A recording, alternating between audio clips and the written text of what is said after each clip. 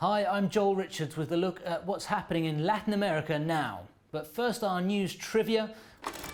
With the COP26 climate summit underway in the UK, tell us how many South American countries share part of the Amazon rainforest? We'll have the answer later. A process to remove Chile's president from office is advancing. This week, the lower house voted for impeachment. The case now goes to the Senate for trial. The impeachment process against Sebastian Pinera is over allegations of irregularities in the sale of a mining firm in 2010. Details about the deal emerged in the Pandora Papers leak. The Senate will need a higher threshold of votes with 2/3 of the 43 senators. That means loyalists to Pinera would all have to vote in favour for it to pass. This Monday, the US-Mexico border reopened to non-essential travel for the first time since the start of the pandemic. Those entering the US who are aged 18 or older are required to be fully vaccinated against COVID-19. US businesses in the border city of El Paso, Texas say they're happy to welcome back Mexican customers. A US Congress subcommittee estimates that roughly $30 billion were lost during the 20-month closure. Nicaraguan President Daniel Ortega secured his 5th term after the presidential elections held on Sunday. Ortega was elected for 5 more years, but since voting is not mandatory in the Central American country, the percentage of voters who didn't show up at the polls was very high. Preliminary numbers from the Electoral Authority show a participation of 65%. However, some independent observers claim it was as low as 20%.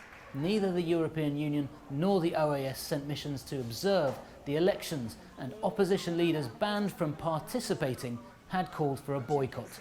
Nicaragua has a single round of elections where a 35% minimum of votes is required to win. Brazilians are grieving the shocking and sudden death of a country music star, Marília Mendonça. The beloved songstress died in a plane crash that took the lives of 4 other people. An investigation into the cause of the crash has been launched. Meanwhile, the 26-year-old Latin Grammy winner is being mourned throughout the country. Thousands lined up for an emotional memorial service in the Goiânia Arena in her hometown. Now let's check in with my colleague Dan Collyns, who has the latest on Peru's COVID vaccination efforts. Joe, overall cases of COVID-19 in Peru have fallen dramatically from a peak in deaths earlier this year, largely attributed to the vaccination drive.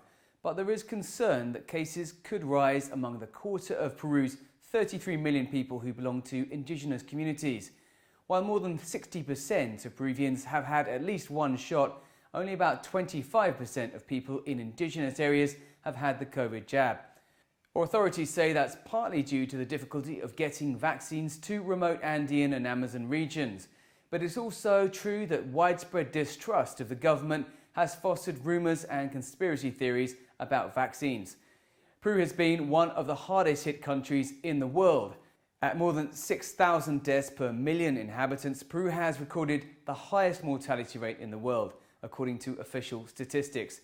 But vaccination efforts have now extended to children aged over 12. The government hopes to vaccinate 70% of its population over 12 by the end of the year. Okay, now let's look at what stories we'll be following next week.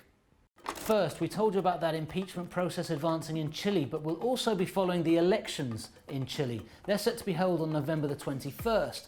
Citizens will go out to vote for the president, as well as parliament and regional officials. Pre-election opinion polls have Chilean right-winger, the lawyer José Antonio Cast leading, followed by the leftist Gabriel Boric. If they both have the highest number of votes, then they're most likely to face off in a second round.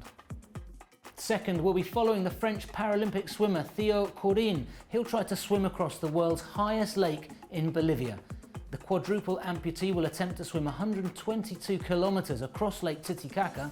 He's been training for 13 months. The biggest challenge will be the cold, as the water temperature is at 10 degrees Celsius. All of this will be done to raise awareness about environmental pollution. And now the answer to the news trivia. I'm sure you guessed it, the answer is B. The Amazon spans 8 rapidly developing South American countries: Brazil, Bolivia, Peru, Ecuador, Colombia, Venezuela, Guyana and Suriname, and in addition an overseas territory of France. French Guiana shares part of the Amazon. All of them are facing challenges to grow and yet preserve the vast biome. Each play a part and have a responsibility to its conservation. That's it for this week. We'll see you again soon on Latin America Now.